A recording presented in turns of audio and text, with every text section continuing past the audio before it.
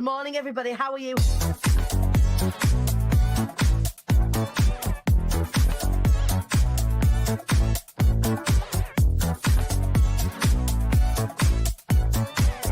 devilishly handsome Ian Dixon. Good morning, sir.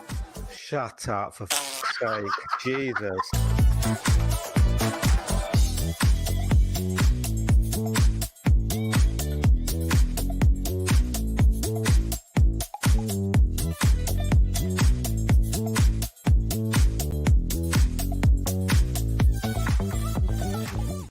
Good morning, good morning. Welcome to the show, Rise Up show. It's Monday. How's it got to be Monday again already? Like, I keep blinking and missing the days, like just rolling in, the weeks rolling past. But here we are. It's Monday. I hope you're feeling good. I am wearing, again, I've got to say, I placed an order with Lucy and Yak last week. And I got really excited. I got these dungarees that I actually wore at the weekend. But I also got a boiler suit and I got some tops as well. I had a bit of I'm gonna have like a treat yourself moment, and I'm made up, but I never want to take them off. I just want to be in them all the time. I've decided that comfy is the new cool.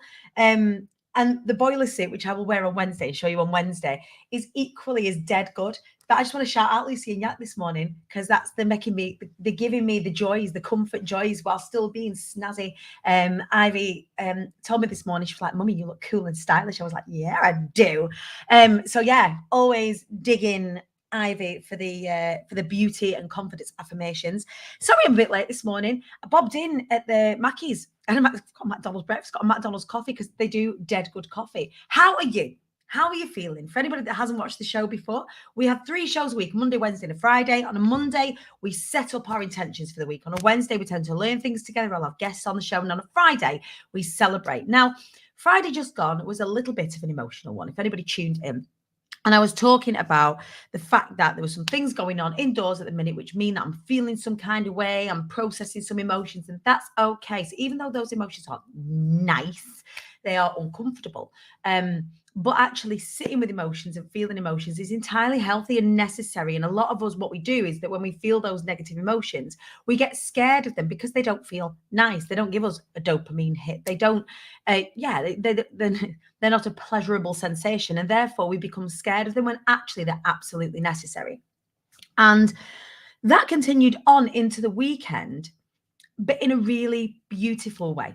So I had the pleasure and the honor this weekend of heading on down to that there London and spending the day on Saturday with my incredible friend and mentee, Lejla Dauti, and her community.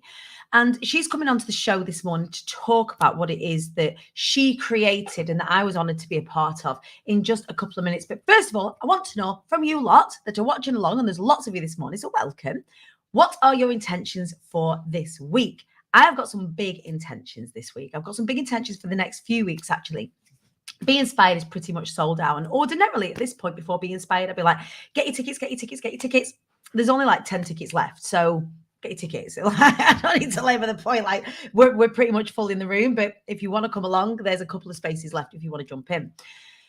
However, there is something going on out in this beautiful online space right now in the next couple of weeks. All of you, so Marcus, I'm talking to you, Beth, I'm talking to you, all of you are going to want to be a part of. My phenomenal friend, Lisa Johnson, is running a Race to Recurring Revenue challenge in a couple of weeks' time.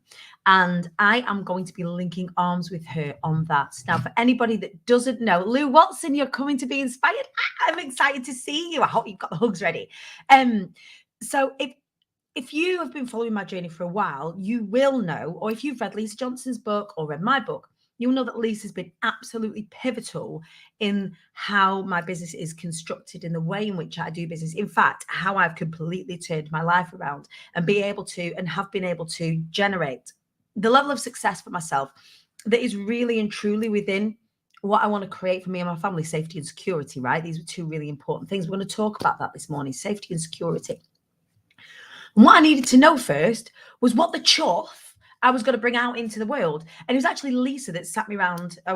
We were kind of masterminding around the table after a few glasses of wine, actually sat me down and talked me through that. And that's essentially what she's going to be doing for you in the next couple of weeks. So if you are on my email list, you'll have got an email this morning with the link to come and join up for the challenge. I want as many of you. You all know that I love the Be Heard So You Want to Be a Speaker Bootcamp, right? The Be Heard Bootcamp. We do just have to be inspired. It's very, very exciting. But if you've wanted to work with me and Lisa, then I would strongly suggest that you come and get amongst this challenge. This challenge will absolutely change your life. And it's specifically centered around you, what you can sell, how you can sell it, and all of that sort of stuff. So I implore you to go and get amongst the Race to Recurring Revenue Challenge. I'm going to pop the link in the comments in the Hive, on the Queen Bee Dani page, on LinkedIn. Make sure that you join up and sign up for it. And just let me know in the comments if you're coming to get amongst it with us. So I am definitely down. If you want to get amongst the challenge, then now's the time to do it, because on the other side of that, you're going to have an opportunity to work with me and Lisa, both of us together, which is, we've not done this before. Because the stars have never really aligned for us in order to do it. It's the first time you're going to be able to work with me and Lisa at the same time. So we're very, very excited to be getting amongst that together. All right. So my intention this week is to get as many of you, thousands of you, as many of you as possible, getting onto that Race to Recurring Revenue Challenge with me. I'm going to be doing it with you. We'll be doing it together, and we can have accountability as part of the challenge. We can do this with really locked arms. So if you want to do that, you want to make more money, have more influence and impact and all of that sort of stuff, you want to get amongst it. So that's that first thing. So that's my intention. I want to know in the comments, what is your intention this week? What's going to make this week a win? Carla, you signed up this morning. Yes, I'm so proud of you. I'm going to be running with you. I probably might get a little WhatsApp challenge together for the, maybe a WhatsApp group together for all of us that are taking part in the challenge. And so you can lean on me for a bit of support. So without further ado, now I've told you about my intentions for this week, is to bring my incredible friend Lejla Dauti on to the show this morning. Now, you're going to be able to catch Lejla speaking at Be Inspired at the end of this month, which she is not at all nervous about at all in any way, shape or form. Lejla, let's not wait around. Get on in here. Good morning. Hi. Definitely not nervous. No, I don't know what you're talking about. No nerves at all. No nerves at all. It's not like you've not been preparing for this for the last 6 months. I don't know. Oh, God. Lejla, good morning. Good morning. Good morning. Morning to everybody who's on here as well. I can't see anyone's names, but good morning. Morning, everybody. So just know there are thousands of people watching this morning, and you're not unused to that, right? Lejla, you've got to be sick of the sight of me by now. We're on calls every week together. We've spent the weekend together. We've done some incredible things, but not everybody in my community know yet exactly who you are and what it is that you do. And I want this as a more formal introduction for IATQB and the Hive community. I want this as a more formal introduction. So tell us about you. I am going to take a bite of my McDonald's egg. Good morning, everyone. I am Lejla Dauti. I am founder and director of Please Tell My Story, which is a non-for-profit organisation and online community that raises awareness for domestic abuse and helps female survivors move on and thrive in their lives after leaving a perpetrator. Mm-hmm. Sounds like you've had a good go at making sure you know exactly what you're saying when you're doing that. We've been working together for a while in a speaking capacity, right? Yes, absolutely. So it's been 6 months now. I've lost track of time, because how was September when I stood up with you on stage 6 months ago now? It's crazy. It's crazy how quick the time has gone. Beth just went, you nailed it, mate. We've got Alex watching along as well. We've got Speaker Squad in the house this morning. Oh, good morning, Beth and Alex. Oh, that makes me feel so much better, because actually the community that we've built as speakers, I don't know what I would have done without the support that we've got leading up to Be Inspired, because every time I have a wobble, I'm like, I don't know what to do. And the rest of the cohort, and this is always the case with our cohorts that come through the Be Inspired process, are the hands at your back, right? It's not just, it isn't even about me being a mentor in this particular space. It's about each other. It's about the community. It's about us linking arms. It's us all doing well when we all do well. So good morning to all of our Speaker Squad that are watching along this morning or watching on the replay. We love you.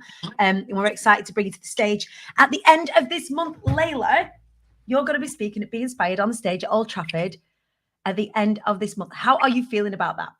Oh my God. I have cried. I have been so scared. I have been excited. I've gone through the motions of I don't have anything to say. Why am I getting up on stage? To then having this completely transformative experience over the weekend where we sat down and we filmed together and we did an interview between us, and then I interviewed you and you told your story.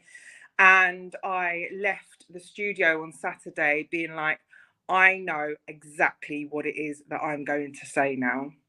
And I think sometimes I just need to be physically amongst my community to remember my why, to remember why I started this in the first place, to feel that connection with all the women, these beautiful, incredibly brave, courageous, inspirational women, to know that there is a reason that I can do this, and there's a reason why I've decided to be as loud as I possibly can be, so that not that just my voice is heard, that the whole community is heard. Right. And we did something really, really special at the weekend. But before we sort of talk about that, I want to talk about actually what is Lejla, Please Tell My Story. Like, what is that? Where did it start? How did it start? What is it all about? So Lejla, Please Tell My Story is born off the back of my own experience of being subjected to domestic abuse. I left a perpetrator of domestic abuse just before lockdown, right? And I thought, God, I'm finally free. And then lockdown hit, and it was like, actually, no, I'm completely locked up again. But this time I'm even more alone than I was before. I didn't have anyone to talk to. I had support from family and friends, right? But outsiders who don't have the same experience as you have a sense of, it's done now, get over it, move on. And I get it. I understand. They don't know what it feels like to be a survivor, and brilliant. I don't want anyone to know what it feels like, right? But I wasn't bored of talking about it. I wasn't bored. I don't think I will ever get bored of sharing my experiences with other survivors. And I took to Instagram and I started making, in fact, initially I was telling dating stories. I had like 400 followers on Instagram at the time. It was mostly family and friends. And they were sending me their dating stories and I would share them on my page, and everyone, they'd rally around on a Thursday and they'd listen to me tell these stories in first person, anonymously. And they were super funny. And what I realized was, as the weeks went on, as I was telling one dating story after another, that there was something that was linking these stories together. And the reason why so many people were relating was the toxicity. Aha. Yeah. Interesting. Very interesting. For anybody that's on the dating scene at the moment will resonate with this. There's so many people that I have conversations with as part of my community. We're on the dating scene, that toxicity, the poor experiences that people experience within dating apps, just being single and trying to, navigate that. There is a disparity, there is a toxicity that is centered in that is scary for a lot of people and bloody exhausting as well, right? Well, it is, because what I realized was the red flags were being missed, because we didn't necessarily know what red flags to look out for. We'd been taught, especially as women, is when you meet someone and they're controlling and they tell you what to wear, you know where to go. To have a jealous boyfriend, partner, it means they love you. That's what it's been ingrained into us from young girls. If boys mean to you at school, it means they like you, right? Yeah, if they pull your hair, it must mean they like you. So Wait, what? Unhealthy mentality that has been almost like brainwashed into us as girls from a really young age. And that was what was linking these stories together, was the red flags that were being missed, that we were misinterpreting as romance, as something that was like ridiculously passionate. Yeah. And in fact, it's not passionate, it's very dangerous. Yes. And so I was telling these stories, and I remember I started to feel uncomfortable. And actually, I always get into these uncomfortable spaces and then I grow and evolve. And I've just realized right now that has become my growing pattern. And I was thinking to myself, I can't do this anymore, because I feel like I'm enabling this really toxic. Yeah, we're all having a laugh about it. Right. Tell me more of these stories. We want more. No, we don't. We don't actually want more of these stories. Right. And that is the point that I got to. And I thought, what can I do? And I wasn't quite ready to share my own story of domestic abuse. And I was having this discussion with a friend of mine one day, and she said, she goes, you're already so good at talking. Why don't you just tell them your story? And I said, no, I'm not ready. You know, if you want to raise awareness, share your story of domestic abuse. And she said, well, then tell them my sister's story.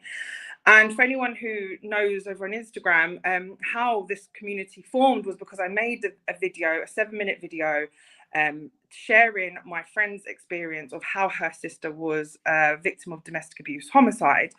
And this was back in, 3-4 years ago on Instagram, where it was only short form content, where you have max 10 seconds to capture an audience, right? Because people just would love to scroll. And I thought, oh God, who's going to listen? Who's going to listen? Anyway, she gave me all of the facts of her story, and I sat down and I shaped the story in my own storytelling format. So I took all the facts and the timeline, and I got on camera and I filmed myself and I posted it. And I thought, you know what? Even if it's just one person, that's more than enough for me. And before I knew it, overnight, the video went viral. A 7-minute video of me sharing someone else's experience of domestic abuse and how the whole family was affected by it, related to millions of people in the UK, and some actually as far as Australia as well. So I've got people in my community for all over the world. And this community of victims and survivors formed overnight. I went from 400 followers to over 20,000 followers. And in fact, it was super indicative of the desperate need for that safe space for survivors to share their stories, to share their experiences, to lean on each other for support, for moral support, and just to feel safe without any judgment, without any shaming. Because a lot of us aren't believed, and I found this at the weekend, underplay for themselves, or it is underplayed by those around them. Be it by the perpetrators or by the people that they come across, just because the inherent nature of it, their experience is underplayed and invalidated, and they don't think that their stories, and I say they, and I mean me, because I sat there on the couch being interviewed by you, feeling that my story, and I only felt it because all of a sudden my story was being validated.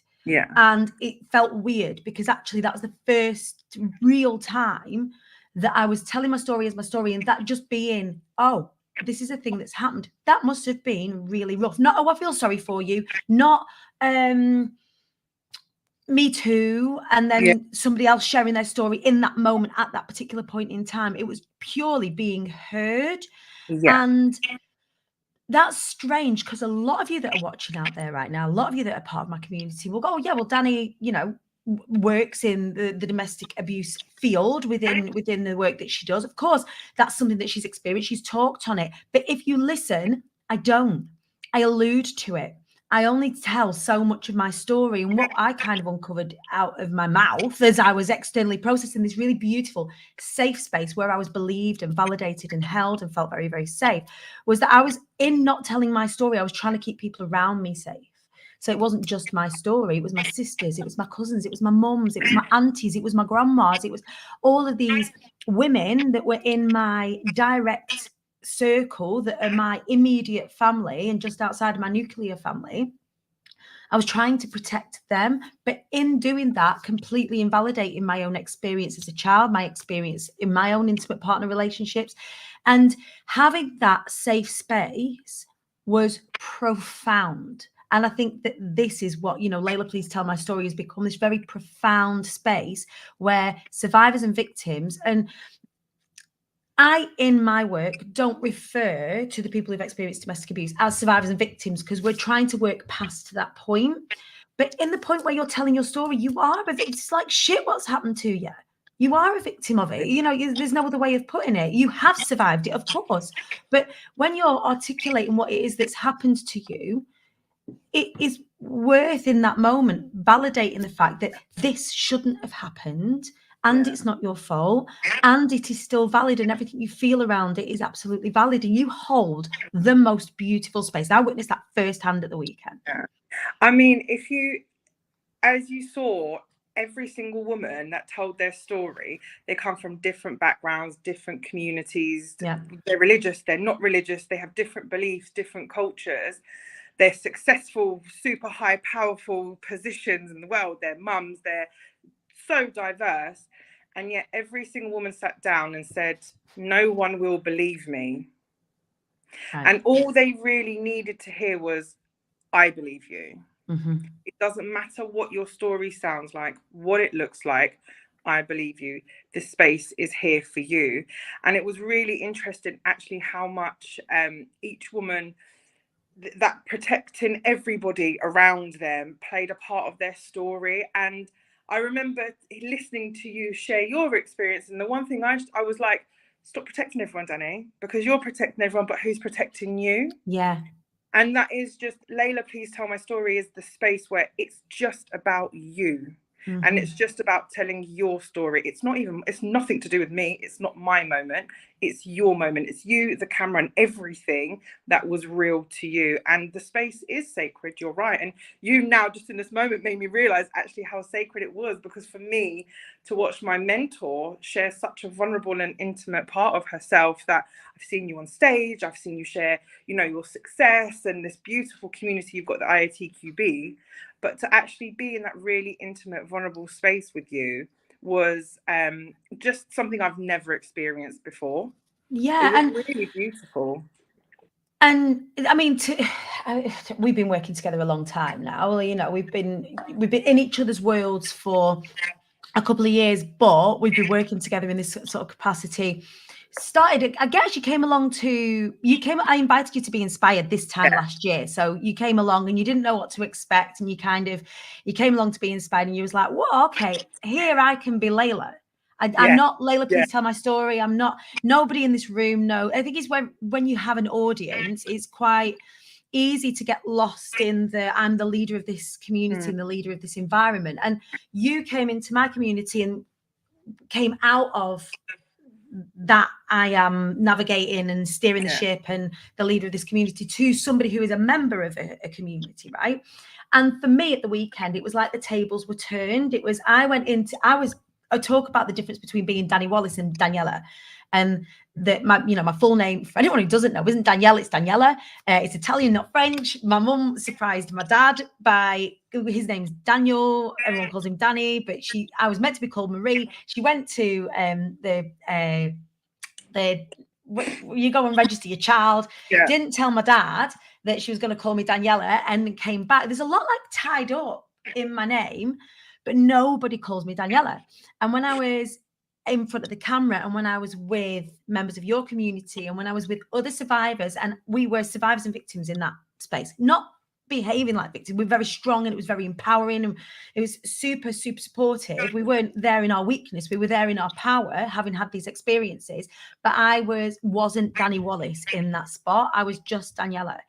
And, you know, we like wrote a little letter to our past selves, and we shared that on camera, and we shared that experience. And it was really incredible for me to just go and sort of take all of the hats off. And that's weird. We were surrounded by cameras and surrounded by team and surrounded by people, but still you created a space where all of the hats came off. Mum, partner, sister, whatever, all of those hats came off, and it was just me in that space. And that is absolutely magic and necessary, and brings me on to talk about LPTMS, which is Lejla, Please Tell My Story version 2.0, which is the growth of you as a leader, but the growth of the business side of Lejla, Please Tell My Story. So you spent the last 3-4 years telling other people's stories, providing a platform for other people to tell their stories.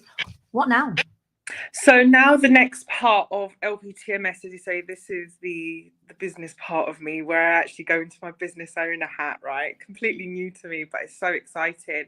The truth of it is, long story short, I've reached the capacity of the work that I had, the way that I can serve my community without extra assistance. Right. And that assistance means it comes in terms of finances and an income for my nonprofit organization. There's only so much that can be achieved. And if you actually just look at what has already been achieved without support, financial support, and without an income, it's incredible. But I've reached that capacity now. Yeah, so everything gets to a point whereby you can't do anymore. What you've done already, what you've done already, but there's a glass ceiling if there's no money there to do the next bit. And whilst telling these stories is important, you've also identified, as have I, huge gaps in provision for people who experience domestic abuse. Yeah, Huge gaps in absolutely. provision, huge gaps in therapy, huge gaps in post-crisis support. Like there's Yeah. the support, how qualitative it is to be, you know. Yeah. And you, again, every single woman in front of the camera, and that was the number one thing that was tying each woman to each other, was the fact that they left, and the support, the crisis support was there, and it was practical, and it was logistical, it did what it needed to. But once that was over and the dust settled, it was like, what now? You kind of do look I to the go left and now? the right of you. What do you do? Where do you go Yeah. after that? What do you do with that? And this is how LPTMS was born. It was born of my own experience, because that's exactly how I felt. Because I got to a point where I was like, okay, everyone's gone now. What do I do? Yep. Because actually living a life after abuse is living it full of trauma, is living it full of PTSD, it's living it full of anxiety and Risk depression. assessing every single relationship that you have.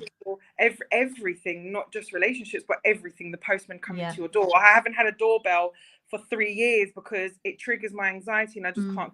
You know, it's everything. Everything is a risk assessing situation for a survivor. And the biggest gap that I found is that the after crisis support is just not there. There's nothing. It's not even that it's poor quality. There's just nothing. Yeah. And what I want to do is bridge that gap. I want to bring the appropriate trauma-informed therapy to my community. At the core of it, that's what LPTMS is for. It's to bring that recovery to my community so that they can move on and thrive in spite of, you know, having this really traumatic experience that they've been subjected to. That it is possible. It is possible to come out the other end, and it is possible to have a really super successful life. Whatever success looks like, that's subjective. We spoke about that on the weekend. Whatever success looks like to each individual survivor, it's possible for that to happen. And it's not fair that, for example, like myself, I can see that my recovery has become a bit of a blueprint now for other survivors in my community. But that's been because I've been fortunate enough to go to therapy privately. I was fortunate enough to find the right therapist. Yeah. I was fortunate enough to build a really great relationship with my therapist, and not every woman gets that. And so this LPTMS is about bringing that now to my community, because this is what these women deserve. Yeah, and there's different arms, right? So there's the initial arm that has to generate income, whereby people who have the means are able to come and pay for this, the experience of accessing this sort of specific type of therapy. So be that through retreats and what have you. And then once that is established and there's income being generated there, then it's being able to take these places in this therapy and then provide it to people who cannot access that, right? And it has to be, we can't, however much you'd like to, and I would like to within my provision, I want to do all of it for free. I'd love to do all of it for free all the time. I would love to. But the hard truth is that in order to provide the very best quality, there has to be finance available in order to fund it. Otherwise, it's not the best quality. It just isn't. Finance has to go into the research, has to go into creating the right setting. For example, at the weekend, in order to set up, because it's a documentary, essentially, isn't it? When Lejla, Please Tell My Story is a series that you can go and check out actually on YouTube. There is a series that is done by a professional videography team, a production team. There's a whole, you know, ecosystem that sits around it. It's not free. And the work, in order for that work to bear even more fruit, needs support, needs financial backing, needs people that believe in the cause, need people that believe in you, in me, for the Fly Anyway Foundation to say, okay, either I am in a financial position whereby I can access whatever it is that you're offering. So in your case, it's retreats, it's therapy, it's, you know, all of that sort of stuff, that sort of post-crisis cycle breaking work. For people that can afford it, are able to access it, and then that actually goes back into the business so that then there can be funded places for people that can't. And I think that's beautiful and right and proper as well. Again, the dream is that this sort of provision should not be means tested and should be provided to everyone. It should be on the NHS without long waiting lists. However, here we are as survivors trying to provide solutions that aren't there. So doing it the best that we can in the way that we're doing it. Absolutely. And just like you say, it should be, but it's not. Right. And so then there are people like myself and yourself who just, I guess, have the community and have the voice and the platforms where we can take it upon ourselves to have the values of a grassroots organizations with the power of mainstream organizations. Right. We just need the assistance to get to that powerful bit. But I know it's possible. I know that with the right people in these communities who want to help us, who want to support us, who just get it. They don't even necessarily have to be someone who's been subjected to domestic abuse themselves. They just have, you can just be empathetic and compassionate. Yeah. And like Gavin on your production team, right? For the videography team, it's very interesting to see that dynamic. You know, there were men that were in the room that were part of the production team who were kind of just watching on, and Gavin saying, you know, how can I get involved? How can I support? And him having provided some of that. And then that grows into a working relationship that benefits everybody. And it always comes down to this. And why I love working with you, we all do well when we all do well. And for anybody that's watching out there, maybe in a financial position to throw some money behind Lejla, Please Tell My Story, or the Flying Away Foundation, or whatever, do it. Get in touch. Go and go over to Instagram, get into Lejla's inbox and go and how can I get involved? What it is that can I do? And the answer in the immediate might be, I don't know yet, but stay here, become a part of this community. I'll tell you what's coming up next. Get on the email list. Understand what we do a little bit more, and then when the time comes, if we've got Patreon running or if we've got a crowdfunder going, then put your money where your mouth is. Or if you've got support that you can provide, what does that look like?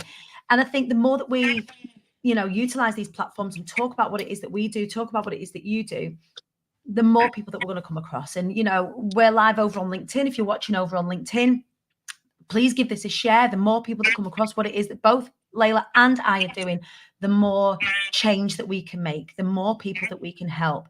And I'm just going to kind of recognize that there is an exclusivity in terms of gender with regards to your community, and it is a necessary exclusivity with regards to you help women very specifically. That is not to say that men don't experience domestic abuse. It's not to say that people of other marginalized genders don't experience domestic abuse. There are provisions out there. Gallup, for example, for LGBTQ plus folks. There's other provisions for men out there. Lejla, Please Tell My Story specifically centered around the women's experience, and we're not diluting that, because in terms of people who experience domestic abuse, women experience it the most, and that is statistically. And we, no more 1 in 4, and that's only reported. And part of my life's work, part of your life's work, is to stop that from happening. Domestic abuse shouldn't happen anyway, but it does. And what we're trying to do is a wider community together, locking arms, telling stories, providing therapy, providing support in other ways, is the way that we're doing it. And I wonder, if you're sat there and you have either experienced domestic abuse or know someone, because you'll know somebody. There's always, if it hasn't happened to you, good, but you'll know somebody, you'll be directly connected to somebody. Please plug them into Lejla's community or into, the Flying Away Foundation, because if it's just inspiration that you need, there is abundance of it. If you want to get involved, get in Lejla's inbox or send an email or get onto the email list and find ways that you can get in touch. Thank you so much. And incredible, because what we've done, Dani, with Fly Anyway and LPTMS is identified a need and then provided a formula, and we've proved that formula can work. We need the support now to enable people like yourself and myself to make that happen and to make it a reality. And you can find out more about LTPMS at Be Inspired. You can meet Lejla in the real life and find out even more about LPTMS at Be Inspired. Get yourselves there. It's just 10 tickets left and then we're sold out. But you can see her speak live on stage. Her talk is phenomenal. It is exciting. So from the bottom of my heart, Lejla, thank you so much for the work that you do in the world. It is phenomenal. It is an honor to be a part of your journey. It's an honor to support you. It's an honor to be supported by you as well. And this is a very mutual, very, very mutual situation. And what a way to start. What a way to start a Monday, with this hope, with this, we're doing good things in the world. We are good people doing good things. And you watching at home, if you've been inspired, get in touch, find out how you can get involved. Lejla, I love you. Thank you so much. Thank you to everyone for watching and listening. So you can go and find Lejla on Instagram right now. Lejla, please tell my story. Lejla spelled L-E-J-L-A, Lejla, as opposed to L-E-I-L-A, L-E-J-L-A, and you'll find her really easily. And you can go and see what the incredible stories over on YouTube as well. Lejla, please tell my story. Thank you so much for joining me this morning for what is an important conversation.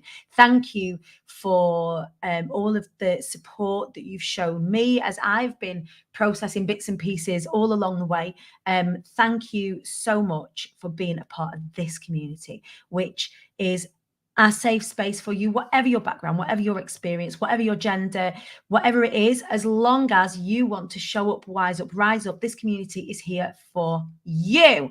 So that leaves me to say, make sure you follow Lejla. Make sure you follow me on the Instagram if you don't already, at the Queen Bee Dani, or over on LinkedIn here on Facebook, the Queen Bee Dani, across all of the socials. If you haven't already jumped onto my email list, you're going to want to do that. imthequeenbee.co.uk. Go to the bottom of the screen and sign up to my email list. There's lots of really cool content coming your way exclusively to my email list.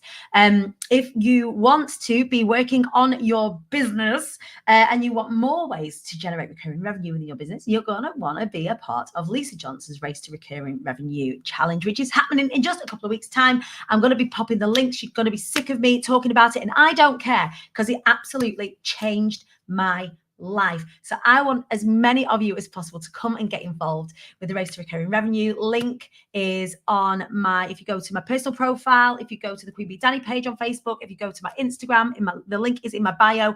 Go and get signed up. Sign up through that link. And I love you. Have an incredible week. Rest when you need, run when you can, and I will see you on Wednesday for more showing up, wising up, and rising.